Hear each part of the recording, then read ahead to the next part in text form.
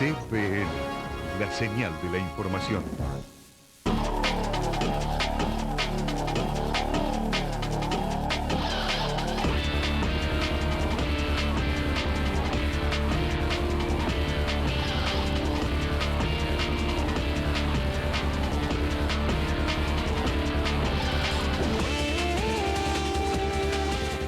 Buenas tardes, ¿cómo les va? Esto es Análisis Puntual, soy Daniel Mushnik. El empleo, la necesidad de empleo, el desempleo, el subempleo, el trabajo en blanco, el trabajo en negro, la flexibilización laboral, temas muy calientes a lo largo de la década del 90, digamos, temas que se han ido acelerando como problemática a lo largo de los 90. Hay técnicos que siguen muy detalladamente este proceso, que siguen muy detenidamente el deterioro que han generado las normas aplicadas a lo largo de los últimos 15, 20 años. Uno de ellos es el Centro de Estudios sobre Población, Empleo y Desarrollo. Acá tenemos un último trabajo del Centro de Estudios sobre Población, Empleo y Desarrollo, que es Trabajo, Desigualdad y Territorio. Trabajo, Desigualdad y Territorio, las consecuencias del neoliberalismo. El compilador Javier Lindenboim. Vamos a ir a un corte y enseguida lo vamos a entrevistar. Ya estamos.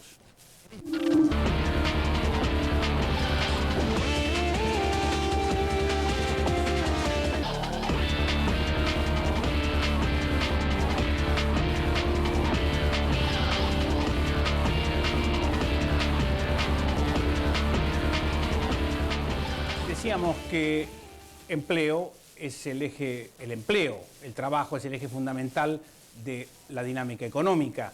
Sin empleo, sin trabajo, hay resentimiento social, no hay dignidad por parte del que no está trabajando, no está aportando, y la máquina productiva muestra una eterna paralización. Es decir, que toda la cadena del desempleo y las carencias de empleo van implícitas en la propia decadencia económica. Hemos invitado a conversar a Javier Lindenboim. Gracias por venir, Javier. Al contrario, un gusto estar acá. Que ha sido el compilador del trabajo, valga la redundancia, del trabajo, desigualdad y territorio, las consecuencias del neoliberalismo, publicado por el Centro de Estudios sobre Población, Empleo y Desarrollo del Instituto de Investigaciones Económicas de la Facultad de Ciencias Económicas de la Universidad de Buenos Aires. Como te decía, muchas gracias por venir, Javier. Es un gusto como siempre. Bueno, tenemos altos índices de desempleo. Si, digamos, involucráramos a los jefes y jefas de hogar, tendríamos una tasa de desempleo mucho mayor. ¿Cuáles fueron los condicionantes para haber llegado a esta situación? Para mí, sin duda, la ruptura de un modo de organizar la actividad económica, que uno lo focaliza en la década del 90 porque me parece que es donde se concentró de manera singular las decisiones globales, que tuvieron como eje principal el desprecio al mercado interno. Y tener desprecio por el mercado interno significa no pensar, desde muchos puntos de vista, en la necesidad de generar bienes y servicios disponibles para el conjunto de la sociedad producidos internamente. Es decir, trabajo. Trabajo. Hay un número. ¿Te estás refiriendo a la política de apertura de los 70 del gobierno militar? Sí, y de manera... Que consagró la jerarquización del producto importado. Absolutamente, pero fue como un prolegómeno de lo que mucho más intensamente se constituyó en los 90. Yo creo que es correcto ubicarlo un cuarto de siglo, 30 años atrás, el comienzo de la desarticulación de la mayor parte del aparato productivo. Pero si uno mira solamente la década del 90, hay un solo número, los números son odiosos en una conversación amable, pero de cada 4 personas asalariadas que había a principios de los 90, una lo estaba en la industria. De cada 4, 1 trabajaba en la industria. Asalariados. 1990, estás diciendo. 1990. Hiperinflación mediante. Hiperinflación mediante. 10 años después, 9, 10, 11, más o menos, en esto no cambió. Es más, ya a mediados de la década había sido brutal. La relación no era de 4 a 1, o de 1 a 4, sino de 1 a 6. Es decir, que había bajado a poco más del 15% la participación de asalariados vinculados con la actividad industrial. La cuantía de la destrucción del aparato industrial uno lo puede ver en varios indicadores. El de la pérdida de empleos asalariados industriales, creo que es uno de los más nítidos, porque no puede dar lugar a otro tipo de confusiones. La estructura del empleo fue cambiando, pero lo que fue cambiando fundamentalmente, si uno compara década de los 80, década de los 90, si uno mira anualmente cómo se componía la incorporación al mercado de trabajo. Los técnicos dicen que el mercado de trabajo tiene ocupados y desocupados. Ambas son las hojas de la tijera que forman lo que se llama la población activa. Y dentro de los ocupados uno puede decir, bueno, hay la gente que trabaja menos y quisiera trabajar más, que se los llama... Están los subocupados, los trabajadores en blanco, los trabajadores en negro. Exactamente, entre otras distinciones que uno puede hacer. Pero si antes de entrar a blanco-negro uno mira esta característica, dice que el grueso en los 80 eran ocupados plenos, es decir, no subocupados. Eran ocupados y ocupados plenos. Aproximadamente la mitad. En los 90 cambia cualitativamente esto. Los ocupados plenos constituyen menos de un cuarto del crecimiento de la población activa y la mayor parte pasan a ser los que se incorporan sin conseguir trabajo, es decir, los desocupados. Claro. Y aumentan mucho los subocupados. Claro. Pero fueron entonces los acontecimientos económicos Y la producidos legislación. por las políticas económicas, Así es. más que las decisiones empresariales, por ejemplo, los motores que generaron mayor desempleo, ausencia del empleo, que no se jerarquizó el empleo. No estuvo, y no sé, ojalá que ahora estemos entrando en una etapa distinta en ese sentido, no estuvo para nada la meta ocupacional y de ingresos constituyendo parte del eje del foco de las decisiones. Eso que parece ser poco importante para algunos economistas que sostienen que por derivación de las cosas va a haber más empleo y se va a repartir mejor el Por ingreso. efecto derrame. Por efecto derrame, como se suele decir. Está claro que si no se privilegia, decíamos antes, el mercado interno, no va a haber empleo. Pero no solo no va a haber empleo, no va a haber ingreso capaz de poder dar cuenta de los bienes producidos, aquí o afuera. Claro. Pero creo que además de las decisiones de política, y vinculado con esto están los cambios en las normativas. Claro. Que facilitaron Por ejemplo, la flexibilización laboral. Así es. A comienzos de la década del 90. ¿Cómo afectó la flexibilización laboral el tema del empleo? Permitiendo el desarrollo de lo que luego se denominó los empleos basura. Es decir, dando legalmente entidad jurídica... Cobertura a formas de relacionamiento en el vínculo empleador-empleado que previamente estaban inhibidos de existir en términos legales. Entonces aparecían los contratos por 6 meses, por 1 año, si eran por formación, si eran por circunstancias de la temporalidad de la rama de actividad económica, que abrieron las compuertas para que legalmente se permitiese que los trabajadores paulatinamente fueran siendo desprotegidos. Hay una sencilla imagen. Si uno piensa en el mundo y en Argentina, en el mundo el siglo XX empezó con la protección, se crea la Oficina Internacional del Trabajo. Y terminamos el siglo XX en el mundo y en Argentina con, no te diría exactamente lo contrario, pero una imagen muy fuertemente contrastante con aquel proceso de protección del más débil, porque en definitiva de eso se trata. Se lo pintó como que había que eliminar privilegios. Fíjate cómo se da este proceso del desempleo, de la falta de empleo, de aniquilación del empleo, en una década en la cual gran parte de la sociedad aprobaba las medidas. Absolutamente. Gran parte de la sociedad lo volvió a votar a Menem en el 94. Más, lo votó ahora. si no hubiera sido por el balotaje, gana Menem la elección. Es decir, la sociedad parecería ser que mira para otro lado, no entiende lo que está pasando. ¿Qué ocurre? No te estoy pidiendo una visión antropológica, vos sos economista. Sí. Pero bueno, dame tu opinión. Mi opinión es que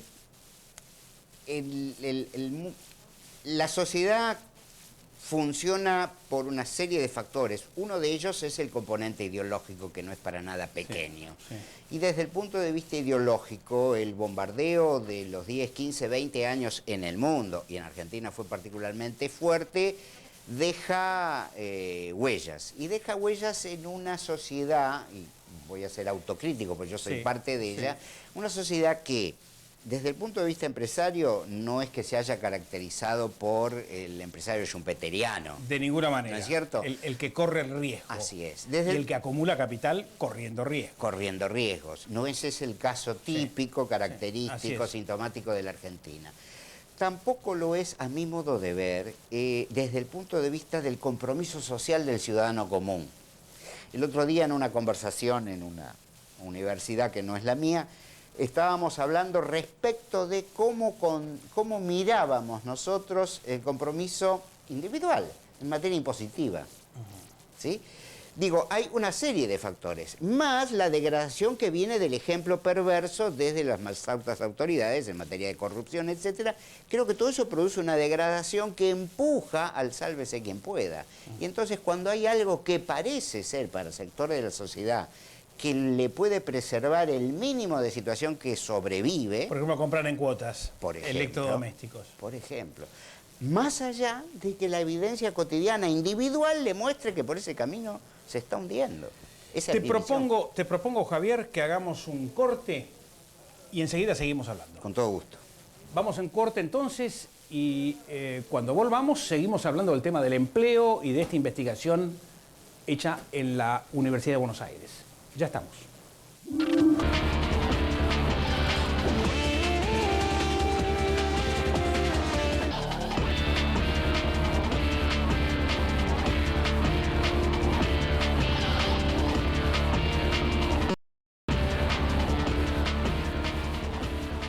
Estábamos dialogando con Javier Lindenbaum, que es compilador del trabajo, valga la redundancia, Trabajo, Desigualdad y Territorio, las consecuencias del neoliberalismo, un trabajo bajo la responsabilidad de CEPET, Centro de Estudios sobre Población, Empleo y Desarrollo, es el Instituto de Investigaciones Económicas de la Facultad de Ciencias Económicas de la Universidad de Buenos Aires. Entre otros trabajos, habría que mencionar los mercados de trabajo urbanos, menor demanda, evidencia sobre el deterioro de la calidad del empleo, precarización y flexibilización laboral en la década de los 90, dispara evolución de los mercados de trabajo urbanos de la Argentina durante la década de los 90, la apertura económica y su impacto sobre el empleo, heterogeneidades en los mercados de trabajo locales y políticas económicas, cambios en las condiciones de inserción socioocupacional de los hogares 1991-2001. Aquellos que digan que la universidad vive de espaldas al país y a la realidad, mienten. Y este es un ejemplo. Los profesores universitarios, los universitarios argentinos no viven en una caja de cristal. Y esta publicación es un ejemplo de ese compromiso con la investigación. Felicitaciones por el trabajo, entonces. Muchas gracias. Hablábamos de los condicionantes de los 90, de las limitaciones de los 90. ¿Cómo estás viendo el momento, la actualidad? ¿Ves a un gobierno comprometido con la solución del tema? ¿Ves un gobierno que está más preocupado por la deuda externa que por lo social? ¿Cuál es tu opinión? Veo más lo segundo que lo primero. O sea, más preocupado. Y por resolver el tema importante del endeudamiento. Externo. Lo cual no quiere decir que mi mirada sea negativa en términos de lo que uno puede apreciar como algunos tibios pasos positivos. Me refiero a el aumento del salario mínimo, el inicio en el gobierno anterior de las sumas no remunerativas, luego transformadas en remunerativas, el ajuste para los sectores de menores ingresos en el sector público nacional, son, según mi punto de vista, medidas positivas, tibias en el sentido de que atacan una parte pequeña del problema. Hay cosas que llaman la atención que no se hayan encarado todavía, como hace ya un año, al iniciarse el gobierno, se había dicho que se iba a poner un énfasis muy importante en la dinamización de la obra pública. Así es. Que es Hasta ahora, niente. Así es. Hasta ahora, silencio de radio. Entonces uno, por valorar positivamente las supuestas o reales predisposiciones, no puede dejar de hacer una mirada crítica. Es cierto que la recuperación del ciclo económico ha contribuido a dinamizar el mercado de trabajo y se han creado algunos centenares de miles de puestos de trabajo en un país que ha perdido centenares de miles de puestos de trabajo, no es poca cosa. Pero el temor, a mi modo de ver, es que si no hay un fortalecimiento de las políticas dirigidas a levantar la capacidad interna de nuestro mercado, vamos a tener el peligro de que nos vuelva a pasar que tengamos lapsos de crecimiento económico con caída del empleo, cosa que pasó en los 90, ¿no? Claro, claro. ¿Cómo ves el futuro? Bueno, Habida cuenta de la política económica que tenemos. Yo soy un tipo bastante optimista por naturaleza. Me gusta ver las cosas como son y no tratar de no engañarme, pero me parece a mí que hay elementos que permiten avisorar que la política económica y la política socioeconómica en su conjunto va a ser permeada por el empuje que sectores de la sociedad puedan estar haciendo.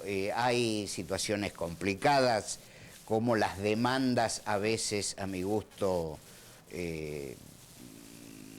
ubicadas mal en el modo de comportarse en la calle. Estoy hablando de ciertas cosas que tenemos presentes en estos días, pero que la sociedad que supo hacer esa enorme encuesta, por decirlo así, de 3 millones de votos del Frente de Lucha contra la Pobreza, allá en el año 90 y pico. Segunda mitad de los 90.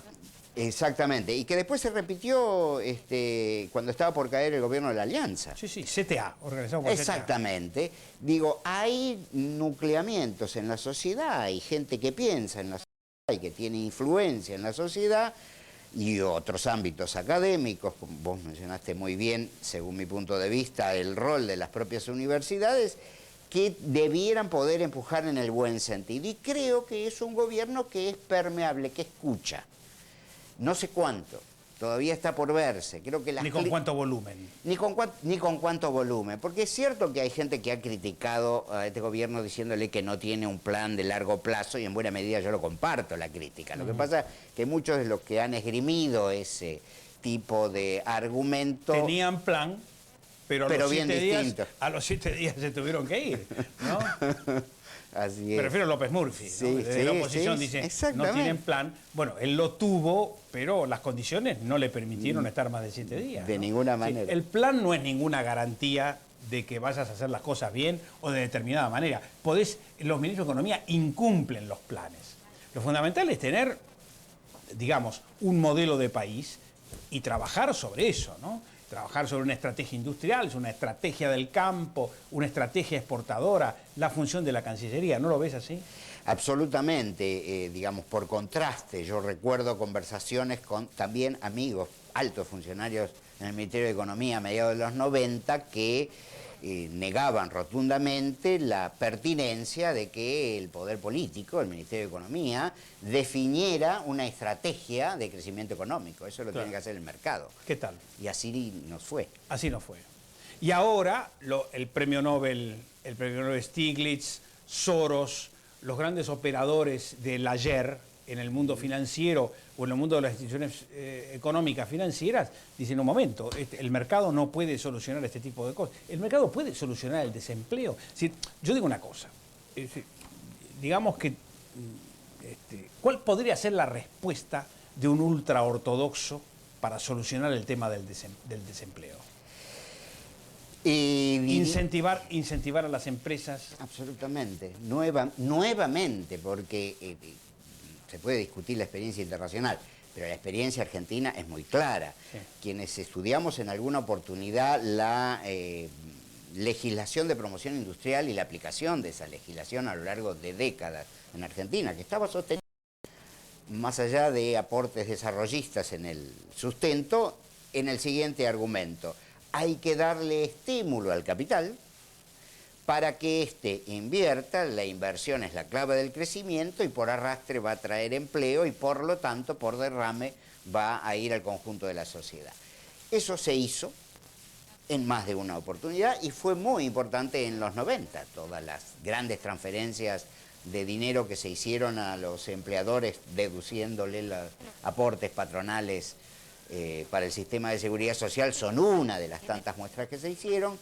Sin embargo, eso no derivó en crecimiento del empleo ni en gran parte de los últimos años en crecimiento económico. ¿Por qué? Según mi punto de vista. Porque la decisión únicamente estructurada sobre la base de apoyar la construcción de una ganancia empresaria y punto, sin ninguna estrategia que la contenga, no tiene otro camino que el de, voy a usar una palabra que no es muy bien vista en los últimos años, expoliar más a la poca gente. Es la palabra correcta. Sí, yo también creo que es correcta. Y entonces de ese modo creo que no es viable aún esa estrategia. En alguna oportunidad creo que habíamos conversado que uno puede mirar el mundo diciendo, diciendo que la estrategia que está concentrada, diciendo el mercado interno no me debe importar, sino el mercado externo, vale para un país aisladamente. Cuando eso se quiere plantear como estrategia de orden internacional es inviable, porque todos somos el mercado externo y el interno al mismo tiempo de todos. ¿Cuánto tiempo lleva este trabajo? Es decir, una investigación como esta. ¿Cuánto esfuerzo, cuánta energía? No te pregunto cuánto dinero. ¿Cuánto esfuerzo, cuánta energía, cuánta dedicación para un trabajo de esta naturaleza? Linda la pregunta. Este trabajo llega en un momento después de varios años, dos ciclos trienales con un grupo grande y en parte cambiante, confluyendo gente de nuestra facultad y de la Facultad de Sociales del Instituto Gino Germani. Un grupo de sociólogos vinculados al tema laboral que trabajamos juntos en dos etapas de esto. Con lo cual te estoy diciendo que aquí llegamos después de un sexenio aproximadamente. No es el primer producto, como vos conocés. Pero de alguna manera cierra ese ciclo. El grupo es grande, en buena medida constituido por gente muy joven y muy dispuesta a... Con mucha buena voluntad. Con mucha buena voluntad. Bueno, vamos a ver cuándo invitamos a alguno de los protagonistas de esta investigación. Ha sido un diálogo con Javier Lindenboim, que es el compilador de esta investigación Trabajo, Desigualdad y Territorio, obra del Centro de Estudios sobre Población, Empleo y Desarrollo de la Universidad de Buenos Aires. Nos vemos el próximo jueves.